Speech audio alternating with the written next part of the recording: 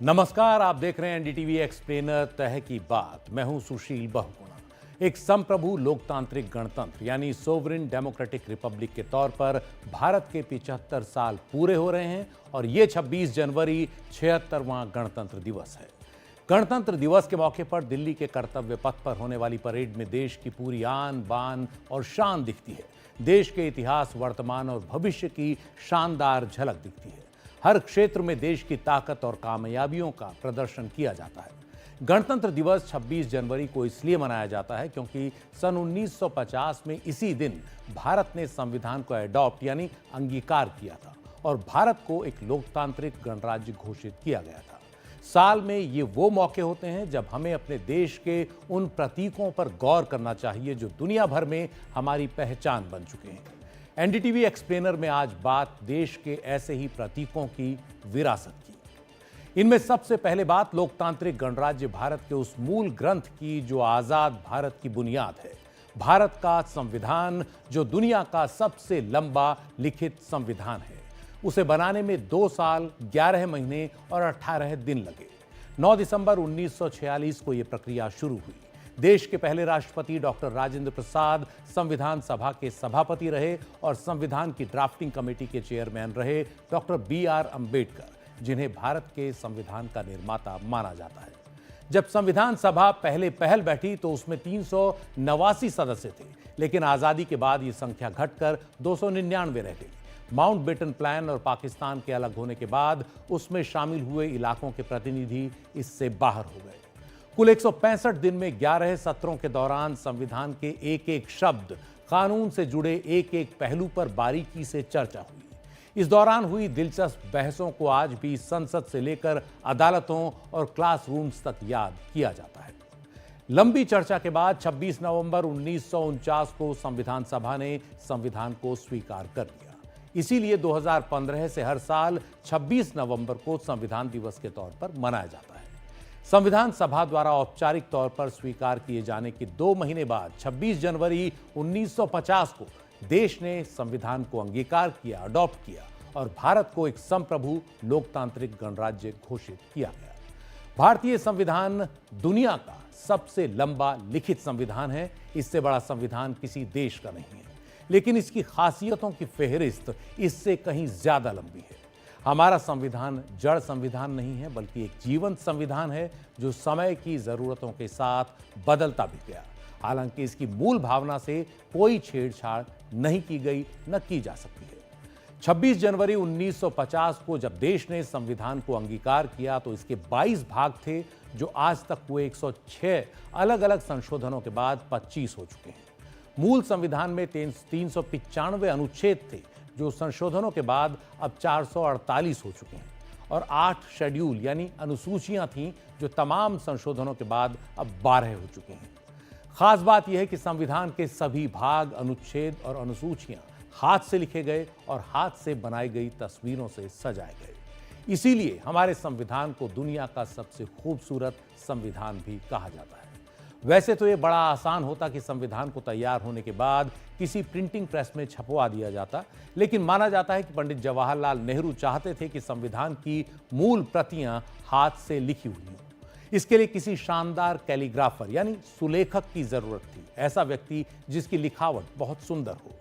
काफी सोच विचार के बाद दिल्ली के सेंट स्टीफेंस कॉलेज से पढ़े कैलीग्राफर प्रेम बिहारी नारायण रायजादा से इस काम के लिए संपर्क किया गया। अपने दादा से कैलीग्राफी की कला सीख चुके रायजादा इसके लिए तुरंत तैयार हो गए।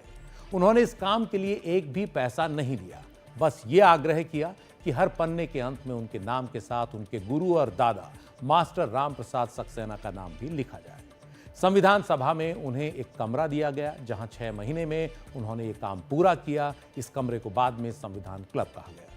251 पन्नों के संविधान को लिखने में इंग्लैंड और चेकोस्लोवाकिया से मंगाई गई 303 निब्स का इस्तेमाल किया गया। संविधान को हिंदी में लिखने का जिम्मा मिला एक और सुलेखक यानी कैलीग्राफर वसंत कृष्ण वैद्य को। जिस कागज पर संविधान लिखा गया वो पुणे के हैंडमेड पेपर रिसर्च सेंटर में बना था। मूल संविधान न सिर्फ हाथ से लिखा गया, बल्कि उसे हाथ से बनाई गई खूबसूरत तस्वीरों से सजाया भी गया। संविधान को कैसे सजाया जाए ये सब तय हुआ शांति निकेतन में, जहां चित्रकार नंदलाल बोस और उनकी टीम ने इस काम को पूरे सोच विचार के बाद बखूबी अंजाम दिया। नंदलाल बोस आजादी की लड़ाई से काफी करीबी से जुड़े रहे थे और कांग्रेस के अधिवेशनों के लिए भी उन्होंने पोस्टर तैयार किए थे।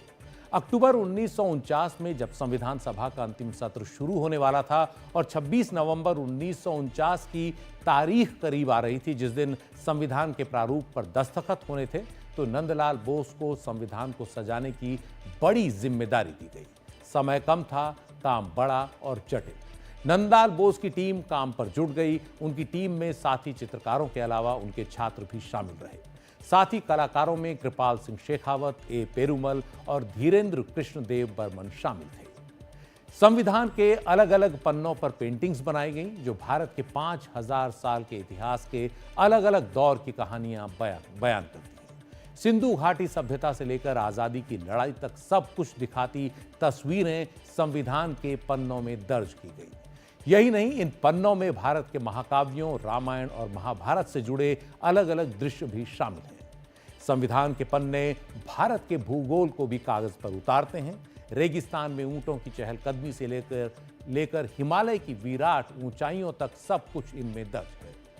संविधान के सबसे खास पन्ने, उसके प्रियम्बल यानी प्रस्तावना के पन्ने का स्केच तैयार किया बी राम मनोहर सिन्हा ने। उन्होंने बड़े ही बारीक फूलदार पैटर्न से इसे तैयार किया।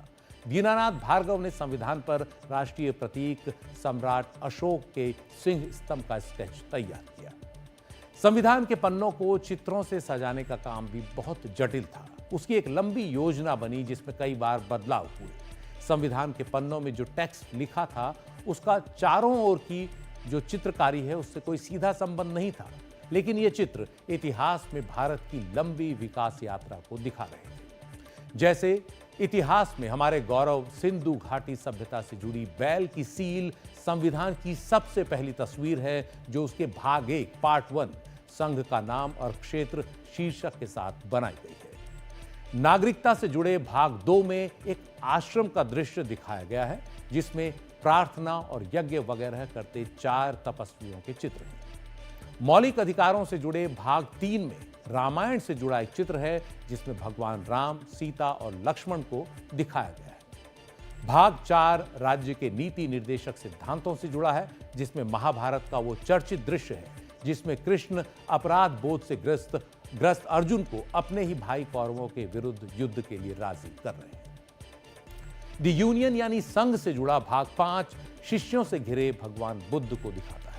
इस चित्र में सिर्फ उनके शिष्य ही नहीं बल्कि पशु पक्षी भी उनके आसपास एक खूबसूरत दृश्य बना रहे हैं। भाग 6 में जैन धर्म के 24वें तीर्थंकर भगवान महावीर को चित्रित किया गया है जो ध्यान मुद्रा में बैठे दिख रहे हैं।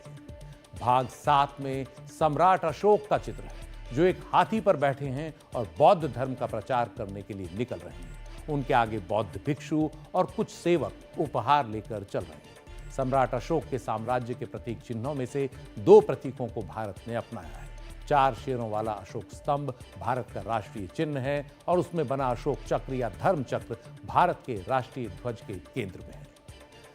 संविधान के भाग 9 में राजा विक्रमादित्य के दरबार का चित्रण है। राजा विक्रमादित्य एक भव्य सिंहासन पर बैठे हैं और उनके आगे हैं संगीतकार और नर्तक। भाग 12 में तांडव मुद्रा में नटराज की छवि है जो अग्नि की एक अंगूठी के भीतर विराजमान हैं। उन्होंने एक लंबा मुकुट पहना हुआ है जबकि उनके उलझे हुए बाल पीछे की ओर बिखरे हुए हैं। संविधान के 13वें भाग में कई छवियां एक साथ दिखाई गई हैं।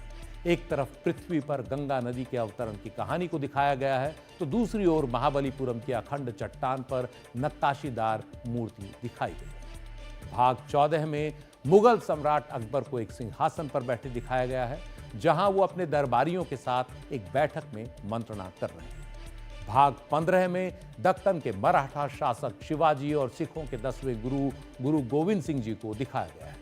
भाग 16 में झांसी की रानी लक्ष्मीबाई और टीपू सुल्तान को दिखाया गया है।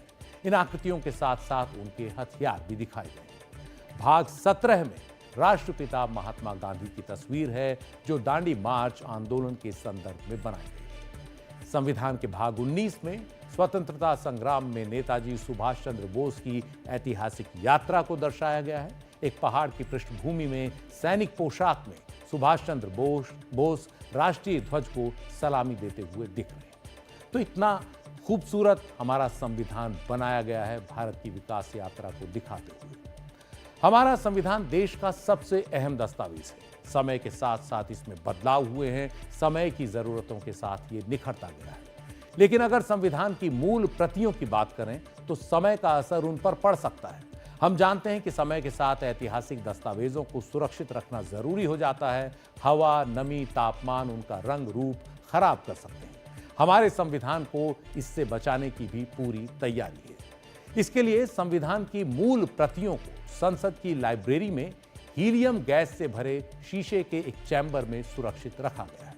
काले रंग की स्याही से लिखे गए संविधान की मूल प्रति 22 इंच लंबी और 16 इंच चौड़ी है और इसमें 251 पन्ने हैं। हीलियम से भरे चैम्बर में रखे जाने से पहले संविधान की मूल प्रति फलालेन के कपड़े यानी फ्लैनल क्लॉथ में रखी गई थी और इसके साथ नैप्थलीन की गोलियां रखी जाती थी।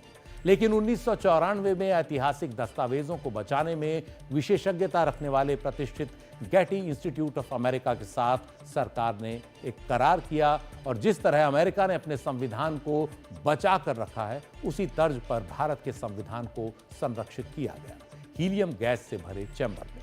इस खास चैम्बर में नमी भी एक खास स्तर पर बनाए रखी जाती है और तापमान भी, और सीसीटीवी से लगातार ये निगरानी में रहता है। संविधान से जुड़ी एक और खास बात वो ये कि मूल प्रतियों के बाद इसकी जो प्रतियां प्रिंट हुई वो कहां हुई। तो पहली 2 हस्तलिखित मूल प्रतियों से संविधान की पहली 1000 प्रतियों की प्रिंटिंग देहरादून के हाथी बड़कला में सर्वे ऑफ इंडिया की प्रेस में हुई। सर्वे ऑफ इंडिया के नॉर्दर्न प्रिंटिंग ग्रुप ऑफिस में प्रिंट हुई पहली हार्ड बाउंड प्रति आज भी सुरक्षित रखी हुई है।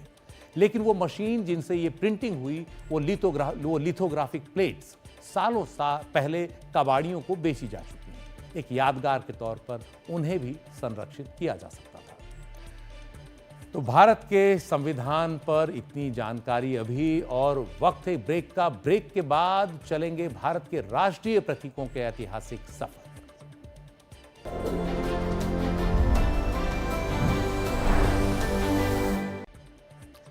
किसी भी मानव समूह को एक रखने या उसमें एकता बनाए रखने के लिए जरूरी है कि कोई ऐसा प्रतीक हो जिसके प्रति सभी लोगों की श्रद्धा एक बराबर हो, जिसके लिए वो लड़ने, जीने, मरने को तैयार हो जाए। इंसान जिस तरह से समय के साथ इवॉल्व होता गया, अपनी एकता के लिए उसे ऐसे सिंबल्स यानी ऐसे प्रतीकों की जरूरत पड़ी। ऐसा ही एक प्रतीक रहा झंडा। इतिहास गवाह है कि दुनिया भर में अपने झंडे की खातिर करोड़ों लोगों ने अपनी जान की परवाह नहीं की। यही वजह है कि किसी देश के प्रतीक के तौर पर उसके ध्वज की बड़ी अहमियत होती है। भारत की शान हमारा तिरंगा भी ऐसा ही एक प्रतीक है, जिसे न झुकने देने की कसम लिए लाखों रणबांकुरों ने अपनी जान युद्ध भूमि से लेकर शांति काल तक कुर्बान कर दी है। हमारे राष्ट्रीय ध्वज तिरंगे के 3 रंग हैं, केसरिया, सफेद और हरा। बीच में सम्राट अशोक का धर्म चक्र है जो सत्य और जीवन का प्रतीक है। लेकिन आपको बता दें कि जिस शक्ल में हमारा तिरंगा आज है वो हमेशा ऐसा नहीं था। समय के साथ साथ इसमें कई बार बदलाव हुए। आज़ादी के आंदोलन के दौरान 1906 में स्वदेशी चीज़ों को अपनाने और विदेशी चीज़ों के बहिष्कार के दौरान पहली बार कोलकाता के पारसी बागान स्क्वायर में भारत का झंडा फहराया गया। तब इस झंडे का स्वरूप ये था जो आप यहाँ देख रहे हैं। बीच की पीली पट्टी में वंदे मातरम लिखा था, ऊपर की हरी पट्टी में 8 कमल के फूल थे और नीचे की लाल पट्टी में एक ओर चंद्रमा और दूसरी ओर सूर्य। लेकिन उसके ही अगले साल 1907 में कुछ बदलावों के साथ भारत का एक और ध्वज जो है पेरिस में मैडम भीकाजी कामा ने फहराया। यह ध्वज बर्लिन में हुई सोशलिस्ट कॉन्फ्रेंस में भी दिखाया गया था, इसलिए इसे बर्लिन कमेटी फ्लैग कहा गया। 1917 में भारत के राष्ट्रीय ध्वज ने नई शक्ल अख्तियार की। होम रूल मूवमेंट के तहत एनी बेसेंट और बाल गंगाधर तिलक ने एक और ध्वज फहराया। इस ध्वज में ब्रिटिश औपनिवेशिक शासन के तहत भारतीयों के लिए स्वायत्त शासन को दिखाया गया था। लेकिन बदलाव अभी और बाकी था। भारत का झंडा इवॉल्व हो रहा था। 1921 में कांग्रेस के विजयवाड़ा सेशन में एक युवा आंदोलनकारी पिंगली वेंकैया ने महात्मा गांधी को राष्ट्र ध्वज का एक डिजाइन प्रदान किया। इस ध्वज में 3 रंग की पट्टियां थीं जो भारत में अलग अलग समुदायों के मिलकर रहने का प्रतीक थीं। बीच में सूत काटने वाला एक चरखा दिखाया गया जो भारत के विकास का प्रतीक था। 1931 में भारतीय राष्ट्रीय कांग्रेस ने ध्वज को लेकर एक औपचारिक प्रस्ताव पास किया जिसमें पिंगली वेंकैया द्वारा दिए गए ध्वज के डिजाइन को कुछ बदलावों के साथ स्वीकार किया गया। सफेद और हरे रंग बने रहे लेकिन लाल रंग की जगह केसरिया रंग ने ले ली। केसरिया रंग साहस, सफेद रंग शांति और हरा रंग विकास के प्रतीक के तौर पर स्वीकार किया गया। लेकिन तिरंगे को उसके आज के रूप में स्वीकार किया गया जुलाई 1947 में, जब संविधान सभा ने तिरंगे को आजाद भारत के राष्ट्रीय ध्वज के तौर पर औपचारिक तौर पर अपना लिया। इस तिरंगे में सिर्फ एक बदलाव हुआ, चरखे की जगह अशोक के धर्मचक्र को शामिल किया गया जो सत्य और जीवंतता का प्रतीक था, और तब से यही हमारा राष्ट्रीय ध्वज तिरंगा बना हुआ है। और राष्ट्रीय ध्वज के बाद अब बात भारत के राष्ट्रगान की। जन गण मन भारत का राष्ट्रगान है। 24 जनवरी 1950 को कविवर गुरु रविंद्रनाथ टैगोर की इस रचना को संविधान सभा ने भारत के राष्ट्रगान के तौर पर स्वीकार किया। लेकिन इसके पीछे भी एक इतिहास है। ये रचना मूल रूप से बांग्ला भाषा में थी, जिसे 11 दिसंबर 1911 को स्वरबद्ध किया गया, कंपोज किया गया। राष्ट्रगान की पंक्तियां रविंद्रनाथ टैगोर के मूल गीत भारतो भाग्यो विधाता से ली गई हैं, जिसमें 5 छंद थे, लेकिन पहले छंद को ही राष्ट्रगान के तौर पर स्वीकार किया गया। राष्ट्रगान संक्षेप में विविधता में भारत की एकता का प्रतीक है। भारतो भाग्यो विधाता को सबसे पहले 27 दिसंबर 1911 को कांग्रेस के कलकत्ता अधिवेशन में गाया गया। रविंद्रनाथ टैगोर की भतीजी सरला देवी चौधुरानी ने कुछ स्कूली छात्रों के साथ ये गान गाया। 1912 में गीत ब्रह्मो समाज की तत्व बोधिनी पत्रिका में प्रकाशित किया गया। रविंद्रनाथ टैगोर इसके संपादक थे। कलकत्ता के बाहर ये गीत सबसे पहले 28 फरवरी 1919 को आंध्र प्रदेश के मदनपल्ली में बेसेंट थियोसॉफिकल कॉलेज में गाया गया। इस कॉलेज ने इसके अंग्रेजी संस्करण को आज तक अपना प्रार्थना गीत बनाया हुआ है। आजादी के बाद संविधान सभा ने इसे भारत के राष्ट्रगान के तौर पर स्वीकार किया। देश की आजादी से कुछ घंटे पहले 14 अगस्त 1947 को संविधान सभा जब बैठी और आधी रात को देश की आजादी का ऐलान हुआ तो उस सभा का अंत जन गण मन के साथ हुआ। 1947 में संयुक्त राष्ट्र में भारत के प्रतिनिधिमंडल ने भारत के राष्ट्रगान के तौर पर इसकी रिकॉर्डिंग संयुक्त राष्ट्र को सौंपी। 24 जनवरी 1950 को संविधान सभा ने जन गण मन को भारत के राष्ट्रगान के तौर पर स्वीकार किया। जन गण मन को गाने का औसत समय है 52 सेकंड, वो भी उसी धुन में जो स्वीकार की गई है।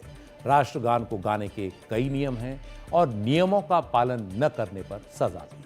आखिर राष्ट्रगान जो है राष्ट्र के सम्मान का प्रतीक। एनडीटीवी एक्सप्लेनर में आज इतना ही। नमस्कार।